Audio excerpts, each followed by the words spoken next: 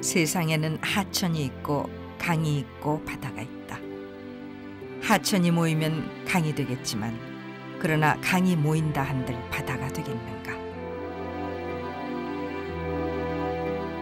경전을 다 모은다 한들 화엄경이 될 수 있겠는가? 그래서 화엄경은 그대로가 우주요 또 바다인 것이다.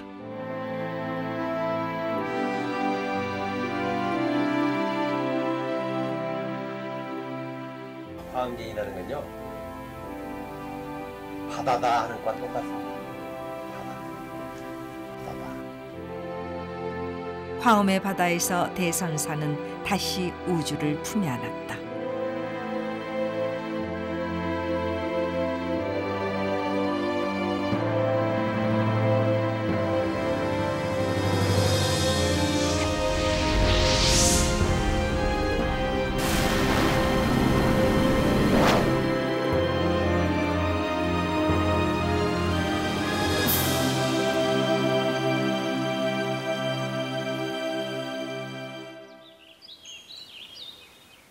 (1983년) 음력 4월 24일 오후 6시.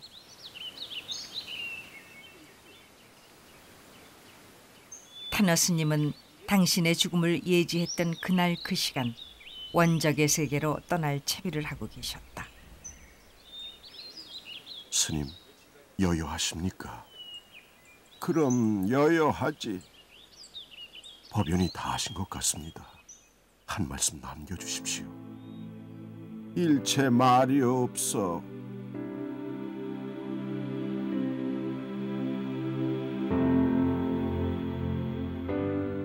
일체 무언이라. 부처님께서 이 세상에 왔다고 그러지만은 왔다는 것은 달이 일천강 속에 그림자가 비쳤다는 것이고, 부처님이 이 세상에 떠나셨다는 것은 바로 허공이 모든 세계에 나눠져 있다는 것입니다. 그렇다면은 달 그림자는 와도 온 것이 없고 허공은 모든 세계에 나눠져 있어도 나눠지는 것이 없다는 소식입니다.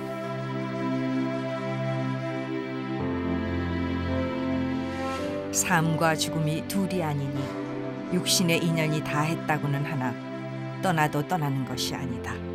그러니 무슨 말이 필요하겠는가? 타너 스님은 이승에서의 연이 다하는 그 순간까지 후학들에게 생사일여의 가르침을 전하셨다. 타너 스님께서 65세 때 위암 진단을 받으시고 3개월밖에 못 사신다 그러니까 스님께서 하시는 말씀이, 내가 50년을 수행을 했는데 병이 어떻게 나를 잡아가느냐. 내는 일은 하나, 4월 29날 유시에 간다 예언을 하시고, 그때부터서 몇 년 동안 엄청난 일을 하셨습니다. 예언하신 대로 71 정월달에 몸져 누우시면서 이번 기회에 내가 몸을 바꿔야 되는데 백약이 무효다. 그러나 제자들이 이렇게 몸부림 많이 해봐라 해놓고서 계시다가 돌아가시기 하루 전날 오대산으로 가자. 오셔서 방산굴에서 입적을 맞이하시게 되는데, 날이 차가워진 후에야 소나무가 시들지 않음을 알게 되듯이 타너 스님이 열반에 드신 후에 스승의 가르침은 온전하게 세상의 모습을 드러냈다.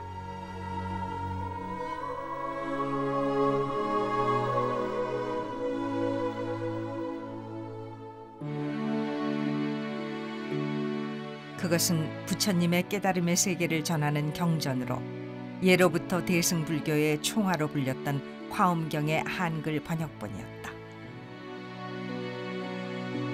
타너 스님이 번역한 화엄경은 화엄 원전 80권과 이통현의 화엄론 40권, 청량국사의 소초 150권을 집대성한 것으로 원고지로 무려 6만 3천 매에 달하는 방대한 분량이다.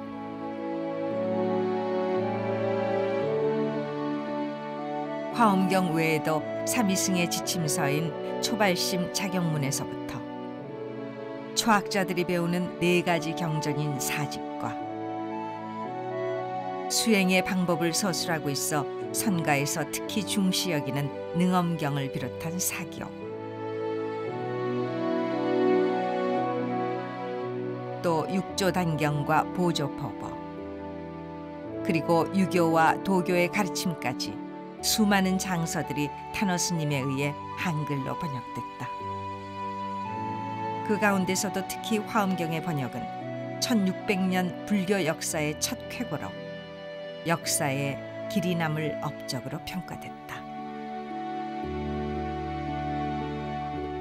화엄경은 대승불교에서 제일 중요시되는 경전이고 한국 불교 교학의 중심적인 위치를 역사적으로 계속 유지해 왔고 그런 점에서 선교를 겸수한다는 면에서 교회의 대표적인 경전인 화엄경을 번역했다는 것은 큰 의미를 갖습니다. 우리나라 역사상에서 경전의 번역은 조선 왕조 세조 때부터 이루어져서 여러 경전들이 번역되어 왔지만은 화엄경은 탄원섬에서 비로소 이루어진 최초의 번역이 되는 것입니다.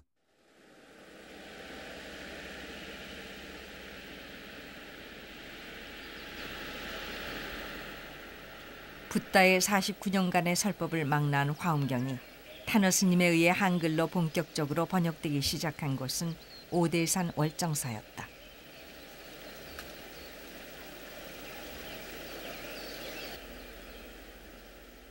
월정사 방산굴에서 탄어 스님은 수년간 오직 참선과 화엄경 역경에만 전념하셨다.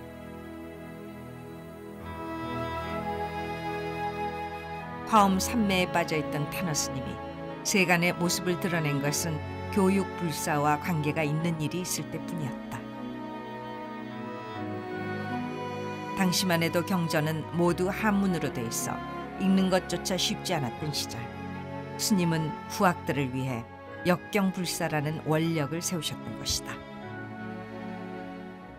그 역경을 시작하다 보니까 그 앞으로 역경을 할 사람들이 별로 없는 거예요. 그래서 이제 역경사를 양성을 하는데 이미 공부가 어느 정도 되어 있는 사람들을 뽑아가지고 조금만 다듬으면은 바로 역경을 할 수 있는 그런 사람들을 뽑았었습니다.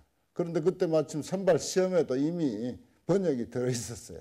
그리고 번역 훈련을 아주 계속 했죠. 동국 역경원의 초대 역장장으로 후학들을 가르치면서 탄어 스님은 한편으로 화엄경 논과 소의 1차 번역 작업을 마쳤다. 대승경전의 왕으로 불리는 화엄경은 한 번 읽는 데만 10년이 걸린다는 얘기가 있을 정도로 어려운 경전으로 알려져 있다. 범부 중생이 보살도를 닦아서 보살이 됨과 동시 부처가 되는 과정, 그것을 굉장히 상세하게 말씀을 하셨습니다. 그렇기 때문에 화엄경은 모든 경전 중에 가장 방대하고 가장 심오하고 모든 경전의 최고봉입니다. 원효대사, 의상대사는 특히 화엄경을 소위경전으로 해서 일생을 거기에 바쳤던 거죠. 탄어 스님의 화엄경 역경은 통연장자의 화엄론을 조명했다는 점에서 그 의미를 찾을 수 있다.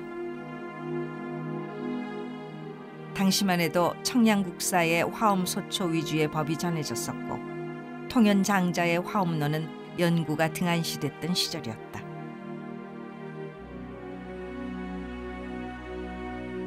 통연장자의 화엄론이 청량국사의 화엄소초에 비해 서자 취급을 받았던 것은 유불선 3교는 물론 한학과 주역에 통달해야만 그 뜻을 이해할 수 있을 만큼 어려웠기 때문이었다.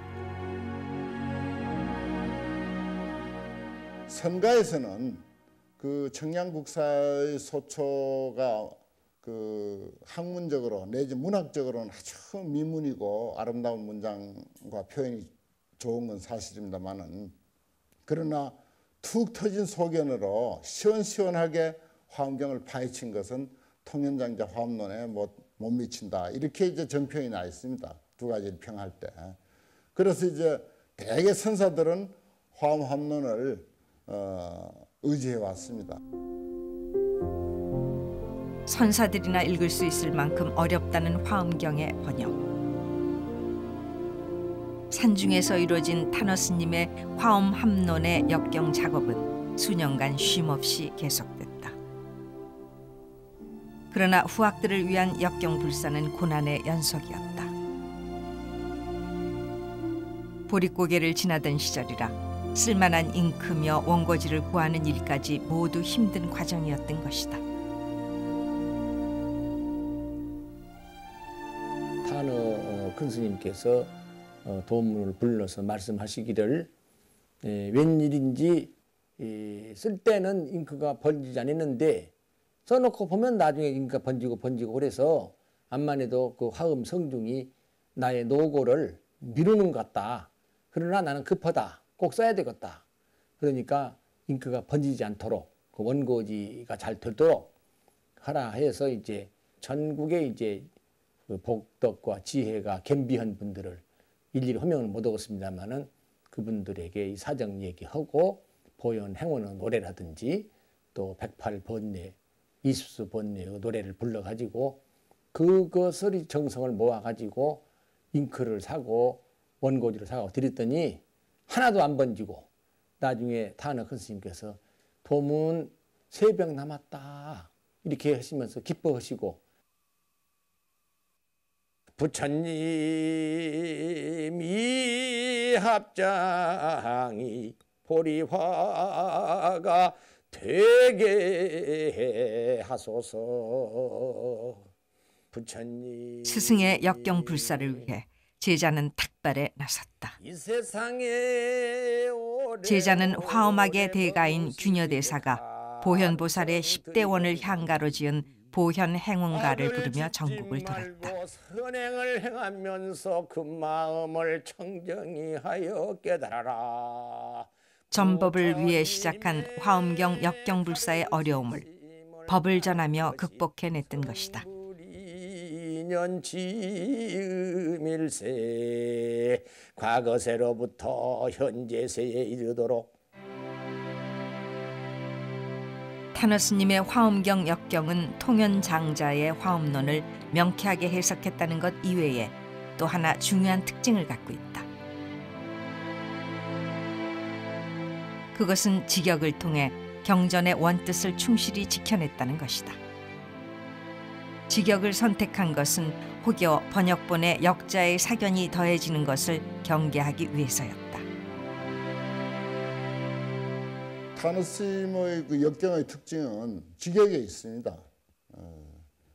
직역에 있는데 그 직역이라고 하는 것이 본래의 그 뜻을 하나도 손상시키지 않으면서 또 그 현대인들이 조금만 노력하면은 그 뜻을 충분히 파악할 수 있도록 그렇게 되는 것입니다. 그래서 그것을 읽으면은 한문 공부하는데도 상당히 도움이 되고 또 그 뜻을 파악하는데도 뭐 우리 국어 공부 좀 한 사람들은 너무 쉽게 돼 있기 때문에 한문 원전을 가지고 예를 들어서 10년 공부한다면은 이것 가지고 하면은 1년에 할 수 있도록 그렇게 돼 있어요, 사실은. 그래서 탄 스님께서 늘 주장하기를 이 10년 공부할 거나 1년에 할 수 있도록 해줬어. 이렇게까지 내가 해줬는데 너가 공부 못하면 이건 멍충이지, 바보 멍충이야. 이런 표현을 자주 하셨어요.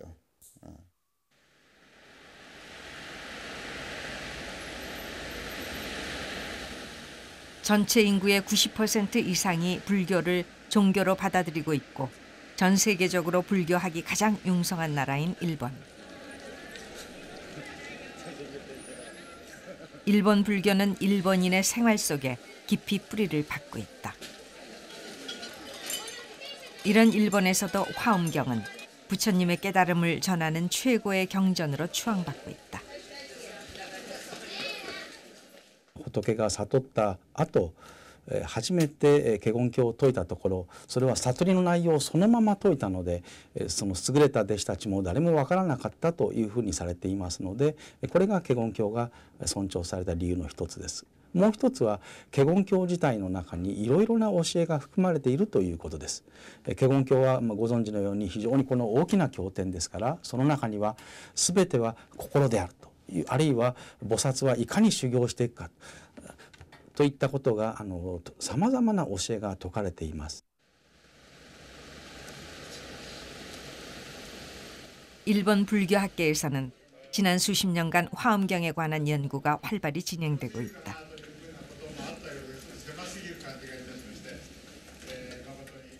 그러나 아직까지도 일본에서는 자국어로 된 화엄경 완역본이 출간되지 못했다.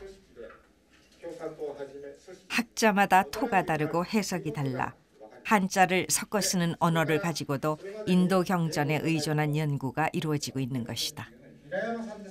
明確なあるいは明快な現代語で翻訳をしていこうということが先ほど申し上げたように、60年代から始まってきたと思います。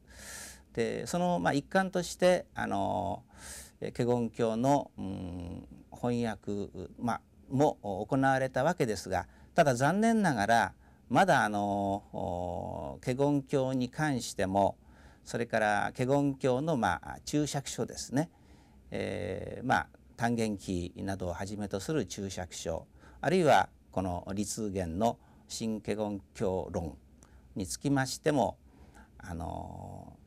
全体的な全体をカバーする翻訳というのは行われていないと思います。いわば部分訳ですねに終わっているのではないかと思います。 불교를 종교로 인식하기보다는 기복적 성격을 띠고 생활의 한 부분으로 받아들이고 있는 일본 사람들. 일본 불교가 생활 불교임을 자처하면서도 이렇게 중생들의 마음에 온전하게 다가가지 못하는 것은 어쩌면 부처님의 깨달음의 세계를 완전하게 해석하지 못하고 있기 때문은 아닐까. 悟りの世界を表したものが華厳経であるということからも推察していただけるように、それだけに大変難しいもので、直にこの華厳経を漢訳なりチベット訳なりで読んでいくということは特に初めて仏教なり華厳学を勉強しようという方には非常に困難難しいことだと思います。でそのですね、手がかりを、いわば敦煌章さんの翻訳は、大いに助けるものになっていると思います。 이렇게 불교사의 길이 남을 업적을 남긴 탄허 스님은 1913년 전북 김제에서 독립운동가인 김홍규 선생의 둘째 아들로 태어났다. 어려서부터 한학에 능통했던 탄허는 17세 때 면암 최익현 선생의 제전 제자인 이극종에게 유교 경전을 배웠다. 그러던 중 도란 무엇인가에 대해 의문을 갖게 된 탄허. 그 의문을 풀기 위해 스승을 찾던 탄허는 당대 대성객이었던 하남 스님에게 편지를 보냈다. 그 인연으로 하남 스님과 청년 탄허는 서신을 주고받으며 인생의 무상함과 학문의 열정을 논하기 시작했다.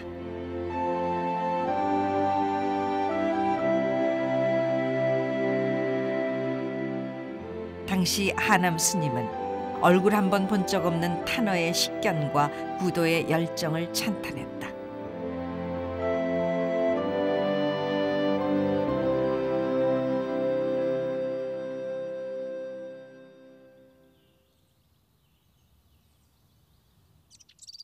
그렇게 3년간 편지를 주고받던 청년 탄허는 구도의 열정으로 하남 스님을 찾아 오대산 상원사로 입산했다.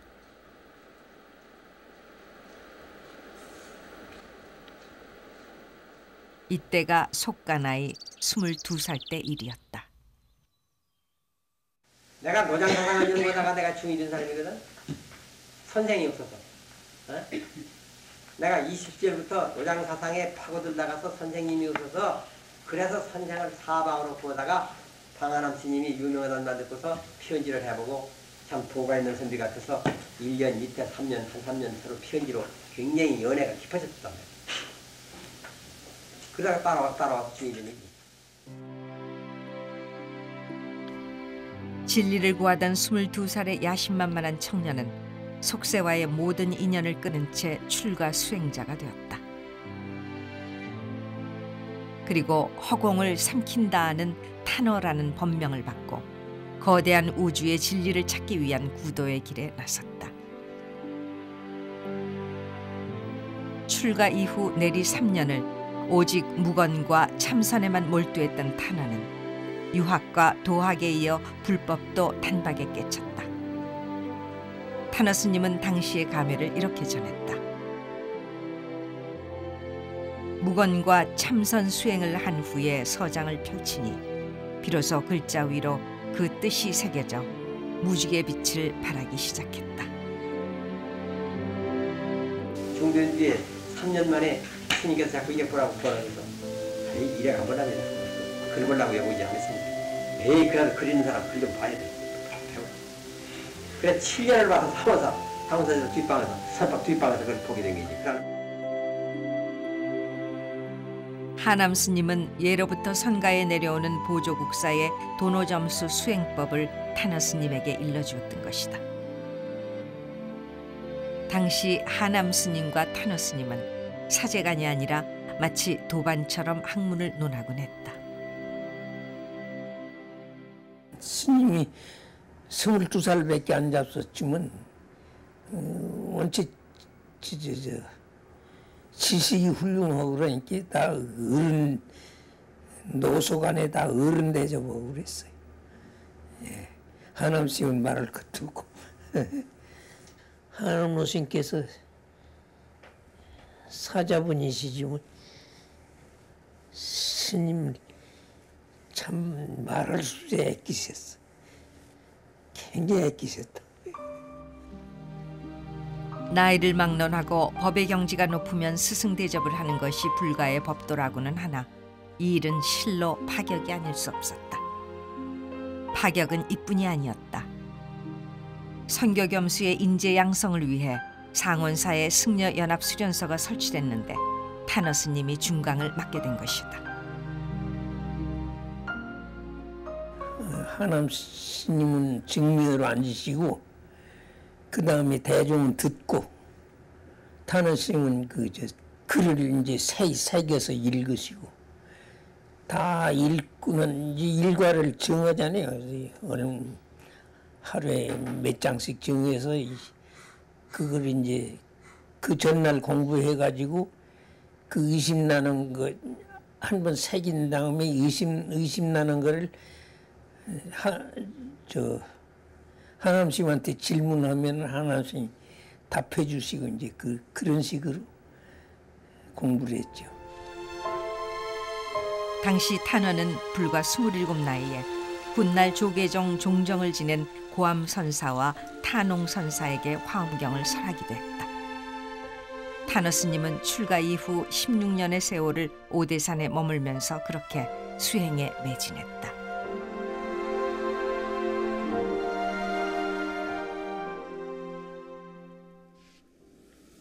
6.25 전쟁 직후인 1951년 스승 하남 선사가 열반하고 탄어 스님은 월정사 조실에 추대됐다. 당시 한국 불교는 대처 비구 간의 갈등으로 극도의 혼란기였다. 내로라 하는 선방의 수저들까지 갈등의 틈에서 몸부림치는 동안 사찰은 본래의 모습을 잃어가고 있었다. 탄어 스님은 그 혼란기에 교육 불사를 통해 불교 정화를 이룰 수 있다는 투철한 신념을 펼쳐보였다. 그 신념이 탄생시킨 것이 바로 오대산 수도원이다.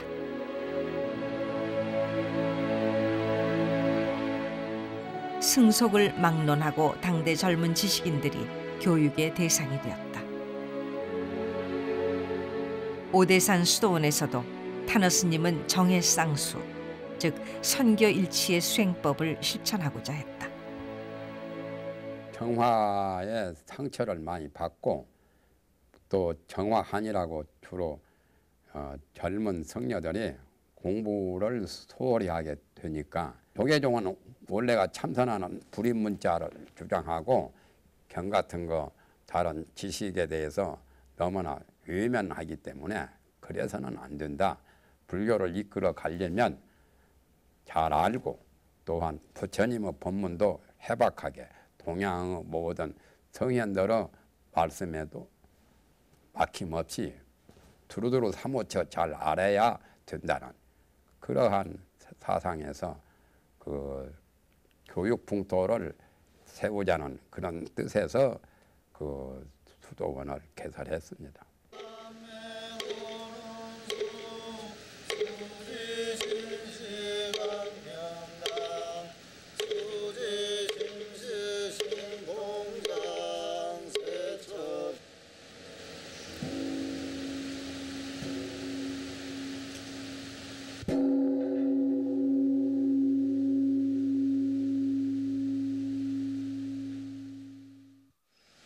하지만 오대산 수도원은 처음 기약했던 5년을 채우지 못하고 해체됐다. 또다시 불거진 비구 대처 간의 갈등이 원인이었다.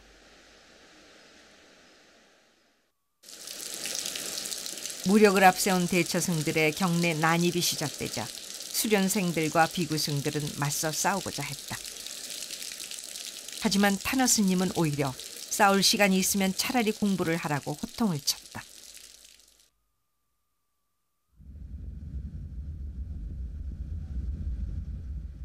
그렇게 쫓겨나듯 월정사를 떠난 타너 스님은 강원도 삼척의 영은사로 거처를 옮겨 교육불사의 대의를 실천해 나갔다.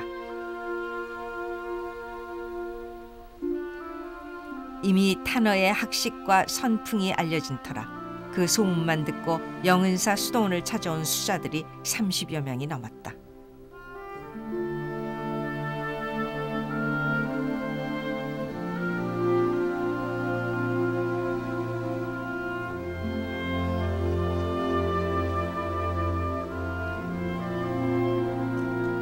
수도원생들 중에는 훗날 한국 불교의 선맥을 잇게 되는 노건, 해암, 법등, 법회, 해거 스님을 비롯해 자민, 자흔 스님과 김지견 박사 등이 포함되어 있었다. 당시 스승 타너 스님은 배움을 청하는 이가 있으면 승속을 막론하고 남녀노소를 불문해 모두 제자로 받아들였다 하고 해거 스님은 기억하고 있다.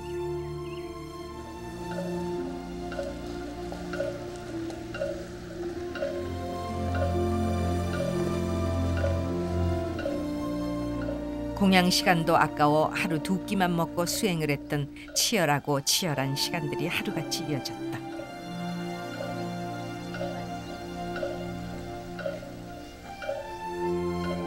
그때 분위기는 오는 분들은 안 가려고 그러죠. 예, 공부는 이렇게 해야 된다. 모든 사람들이. 그게 아주 밭에 가서 일하면서도 전부 자기 그 쪽지 들고 가서 외우면서 일하고요.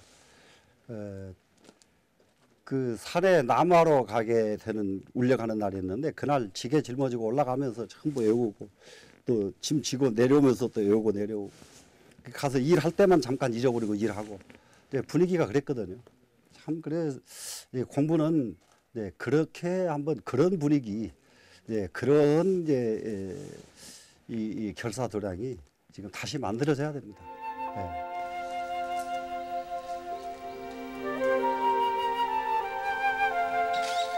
자급자족을 해야 했던 시절이라 수도원생들은 너나 할 것 없이 모두 밭에 나가 일을 해야 했다.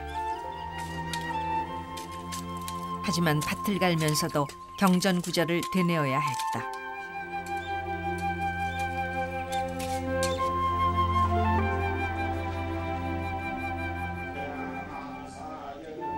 천하의 지식인들이여 내게 물으라.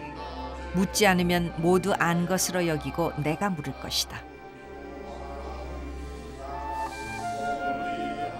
사자후와 같은 스승의 가르침에 제자들은 수행의 자세를 한시도 흐트러뜨릴 수가 없었다.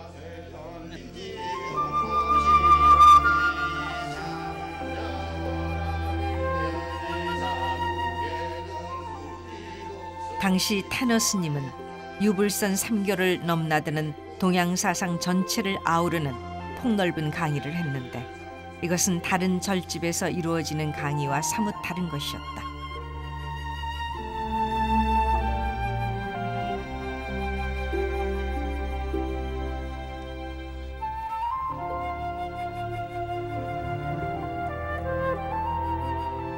거기에서는 이제 스님께서 그 유불선 3교를 통해 가지고 이 강의를 굉장히 폭넓게 하셨어요. 이제 주로 하는 것은 그때 당시에 스님께서 4집 현토 번역을 하셨고 4교, 그다음에 주역선해, 선종영가집 이런 등등을 하시는데 저희는 거기서 참 그 동학사라든가 이런 강원에서 그냥 이렇게 단조롭게 우리 불경만 가지고 했던 그것보다는 뭔가 우리에게 굉장히 매력을 주었습니다. 그 시절 타너 스님 방엔 새벽에도 한밤중에도 늘 불이 켜져 있었다. 그것은 교육을 통한 인재 불사를 위해 여러 경전들을 번역하고 있었기 때문이었다. 이러한 스승의 열정은 그대로가 귀한 가르침이 되었다. 스님께서는 배우려고 하는 사람이라면 승속, 노소 전혀 가리질 않으셨다. 그리고 또 스님께서 특별히 그 사람을 특별히 좋아하는 사람, 그러면 어떤 사람이냐? 공부하려는 원 있는 사람, 공부하기 좋아하는 사람. 그런 사람만 오면은 그냥 저희 스님은 전혀 다른 것은 보질 않으십니다. 나라와 바꾸지 않을 인재가 필요하다 하는 것은 예부터서 전 세계 어느 나라든지 공통입니다. 그래서 스님께서는 그러한 인재를 키워내는 것을 원으로 삼으셨습니다. 오대산 상원사와 월정사 그리고 영은사로 이어진 타너 스님의 교육 불사는 오직 인재를 길러 종단을 바로 세우고 혼란한 세상을 바른 길로 인도하겠다는 원력의 실천이었다. 암울한 시대를 고민했던 젊은 지식인들은 청년 타너가 하남 스님을 찾았듯 타너 스님 곁에 모여들었다. 성속이나 신분의 귀천을 막론하고 진리에 대해서 갈구하는 사람은 어떠한 장소, 어떠한 시간에도 나가서 그 사람들 직접 그렇게 해서 응대해 주시고 거기에 알맞는 설법을 해 주셨습니다. 그래서 우리가 그분을 최초에 만나서 첫날 모시고 간 데가 중국집이었습니다. 청렬이집이었는데 그 큰 스님께서 우리가 젊은 대학생들과 청년 몇 명이 하는데도 서슴없이 아무런 꺼리낌이 나와서 밤을 새우면서 고구정령이 이렇게 일러주시고 한 것으로 봐서 언제든지 진리를 탐구하고 그런 사람들에 대해서는 언제든지 하여튼 자기 온몸을 바쳐서 일러주려고. 타너 큰 스님께서는 부처님과 같이 그렇게 사시려고 노력하셨고 또 저희들도 그걸 본받아서 그렇게 하려고 노력을 했습니다. 그리고 우리 타너 큰 스님은 정말 참으로 세월이 지나면 지날수록 그런 큰 스님을 다시는 친견하기가 어렵지 않겠느냐. 그 친견했던 것은 대단한 큰 복이고 저 개인적으로 행운이었다 생각합니다. 타너 스님은 교육 불사에 매진하면서도 수년간에 걸친 화엄경 역경을 마무리했다. 그리고 출판을 위한 본격적인 교열 작업에 들어갔다. 1차 교열은 부산 삼덕사에서 이루어졌는데 트럭 한 차 분량의 원고지가 오대산에서 부산으로 옮겨졌다. 모든 것이 부족했던 시절 부산의 이 작은 절은 역경 불사에 큰 힘이 되었다. 새벽, 아침, 또 오전, 오후, 밤 이렇게 계속 용명정진 하면서 그걸 원고를 내 가지고 원문을 대조하면서 한 사람은 낭독하고 또 다른 분들도 이제 공부 삼아 다른 경전을 가지고 보고 있고, 그리고 단학 선생님은 원고를 고칠 거 있으면 내가 이제 이건 이렇게 해서 틀린 것 같습니다, 이렇게 고치면 좋겠습니다 하면 단학 스님이 수정을 하셨죠. 그렇게 해서 6개월 이상 해서 한 2년 걸릴 것을 용맹정진으로서 한 6개월 만에 마쳤어요.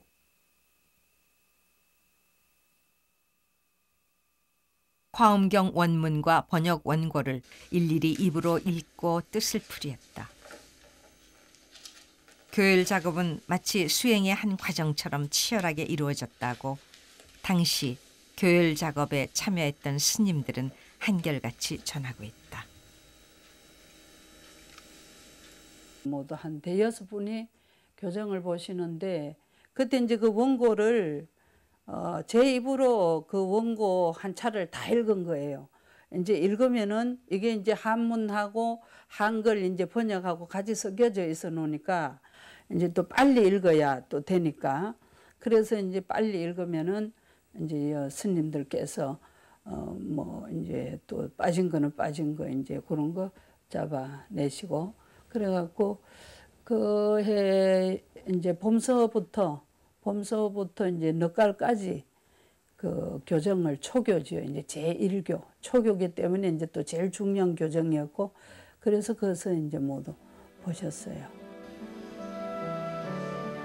이후 출판을 위한 교정 작업은 서울의 여러 사찰을 전전하며 이루어졌고, 마침내 화엄경의 출판이 시작됐으니 그곳이 바로 대원암이었다.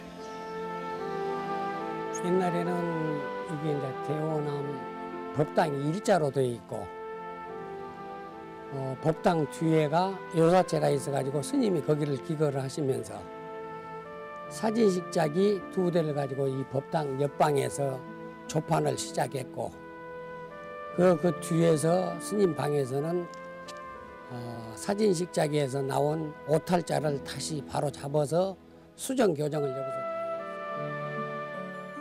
부산 삼덕사에서 8개월의 교열을 마치고 서울에 제일 먼저 온 것은 홍은동 홍은사에 계시다가 숭인동 청룡사로 가셨다가 거기에서 다시 이쪽으로 와서 여기서 안착하시게 된 거죠. 그래서 그 처소 때문에 다니시면서 참 고통이 많았습니다. 화엄경 원고를 항시 품에 안고 스님이 다니셨기 때문에 그걸 한 번씩 옮기는데 분량이 많으니까 굉장히 신경을 많이 쓰시고 걱정을 많이 하셨죠.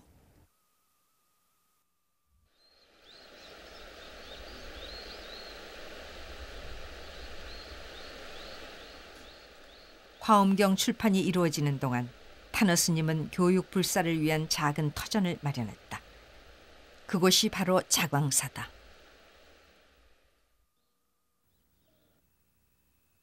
평생 후학들을 위한 교육 불사와 역경 불사를 실천하셨던 탄어 스님은 그러나 당신 이름 석자 새겨진 책 한 권 남기지 않았다.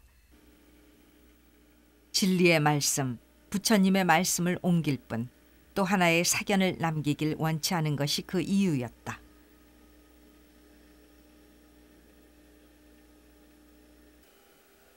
하지만 탄어 스님의 신화엄경 함론은 한국 불교사의 길이 남을 불멸의 기록으로 기억되고 있다. 후학들은 그 원고를 전산화시키면서 또다시 그 뜻을 새기고 그 뜻을 기리고 있다.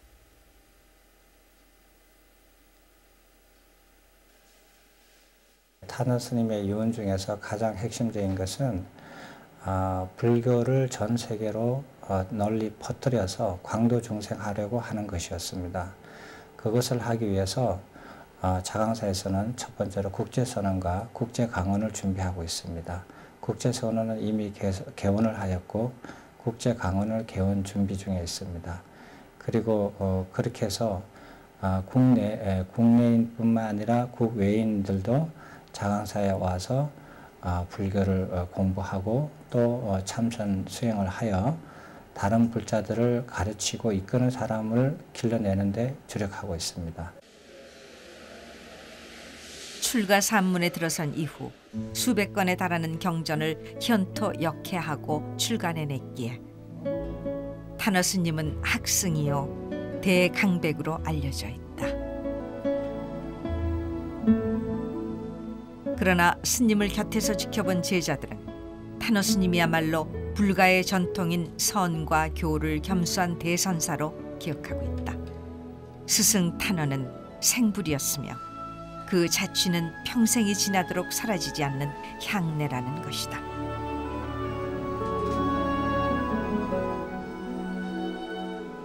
탄어 스님은 자정에 일어나시면 아침 식사하실 때까지 꼭 참선을 했습니다. 일생을 했습니다. 그 선지의 경지라는 것은 헤아릴 수가 없어요. 선에 관한 모든 서적은 다 뒤졌고 당신이 실제로 그 경험을 했고 화엄경 원고를 쓰시다도 막히면은 원고를 덮어놓고 1시간이고 2시간이고 정진하시다가 다시 쓰시고. 스님께서는 뭐라고 그 말씀을 드려야 되냐 그러면은 일상삼매를 스님께는 말씀을 드릴 수가 있어요. 일상삼매. 예를 든다면은 그 손님을 접견하시는 시간에도 손님과 접견하시면서도 순간순간 놓치질 않고 자기 일을 하고 계십니다. 이 어른은. 그게 보통 사람들이 그 경계에 빠져가지고 거기에 저기를 하시는데 우리 스님은 그런 일이 없으시고 항상 자기 일에 딱 동요가 없으시고. 그냥 공부만 했죠. 원고 이런 거 안 쓰고 이런 안 쓰면 참선하는 거예요. 참선하는 게 주어 아닙니까? 앉아서 정진하는 겁니다. 생각 없는 자리로. 생각 없는 공부가 그게 제일 큰 공부예요.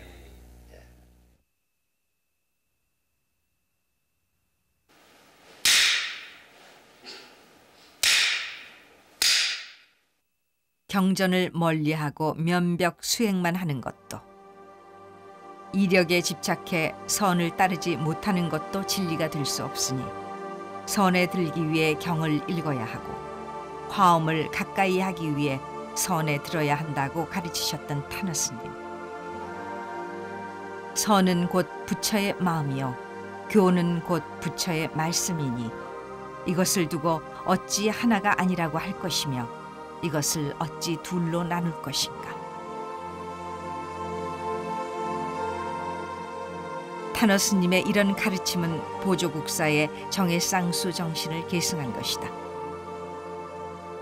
이 정신이 경허, 하남 스님을 거쳐 탄어 스님에게서 그 꽃을 피웠던 것이다. 한국 불교 전통의 특징이 하나가 선교를 겸수하는 것인데 이분은 주로 지금 경전에 대한 해석 연구에만 우리 학계에서 주목하지만은 또 다른 측면에서 선수행에서도 주목할 필요가 있는 거라고 생각합니다. 한국 근대에서는 경허 스님이 중흥시켰다는 평가를 받고 있고 바로 그 경허 스님의 선을 이은 분이 방한함 스님이고 바로 방한함 스님 문화에서 한 16년 이상을 함께 선에 전념했던 그런 경력도 가지고 있는 분입니다. 탄어 스님처럼 평생 후학들을 길러냈던 무비 스님은 탄어 스님이야말로 무명 세상을 빛으로 바꿔줬던 스승으로 기억하고 있다. 명실공히 선교를 겸한 선지식의 모델이 아닐까 이런 생각을 합니다. 제가 지금까지 살아오면서 큰 스님들을 보아왔는데 성철 스님과 탄어 스님이 당신이 공부한 것을 제대로 정의해서 표현하신 분이라고 이렇게 볼 수가 있어요. 공부한 일은 많은데 그것을 정의해서 표현한 분은 그 두 분입니다. 초발심 수행자 시절 탄어 스님과 법을 나눴다는 성수 스님도 탄어 스님의 법의 경지는 그 깊이를 헤아리지 못할 정도였다고 회고한다. 탄어 스님은 문학적 또 의리적 도덕적 여기에 대해서 아주 분명합니다. 보통 뭐 선한다 도 닦는다 이거 가지고는 안 돼. 탄어 스님 앞에 가면 탄어 스님은 글 한옥도 어기지 않고 분명하게 확실하게 안 하면 대화가 안 돼. 그렇게 아주 똑똑하고 분명하고 확실한 양반이 타라스입니다.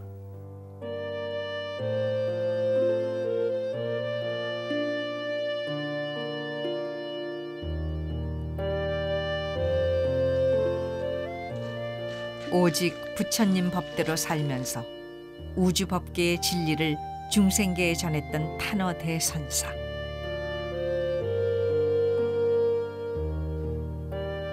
수행자가 어찌 높은 자리를 탐하겠느냐며 전법을 하면서도 법상에 앉지 않았고 장군 죽비 대신 분필을 들었다.